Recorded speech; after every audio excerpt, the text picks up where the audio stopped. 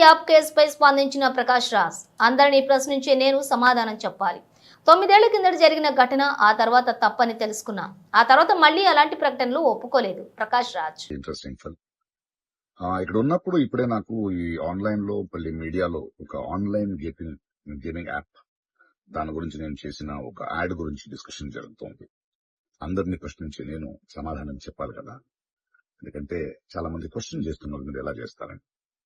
అది ఒక 2016 ఒక 9 years బ్యాక్ ఇలాంటి ఒక యాడ్ నా దగ్గరకు వచ్చింది, నేను చేశాను నిజం. ఆ తర్వాత కొన్ని నెలల్లోనే అది తప్పని నాకు అర్థమైంది. వాళ్ళు మళ్ళీ 2017 లో దాన్ని ఎక్స్టెండ్ చేస్తానంటే, లేదండి ఇది తప్పు, తెలియక చేసేసాను, బట్ చేసేసాను కాబట్టి అగ్రిమెంట్ మీరు దాన్ని రిలే చేసి తీరాలి, బట్ 2017 నుంచి మీరు వాడకూడదు, నేను రాను అని చెప్పేసి. దాని తర్వాత అలాంటి ఏ గేమింగ్ యాప్స్ నేను చేయలేదు.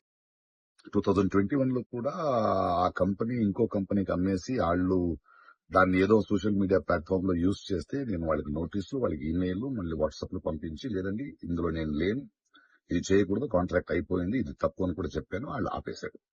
ఇప్పుడు అది మళ్ళీ రీక్ అయింది.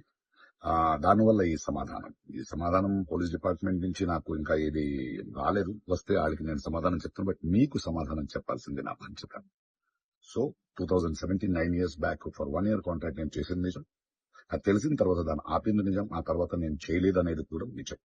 ఈ మాట మీకు చెప్తున్నాను. ఇంకో విషయం, దయచేసి యంగ్స్టర్స్, ఇలాంటి గేమింగ్ యాప్ అది ఒక వ్యసనం.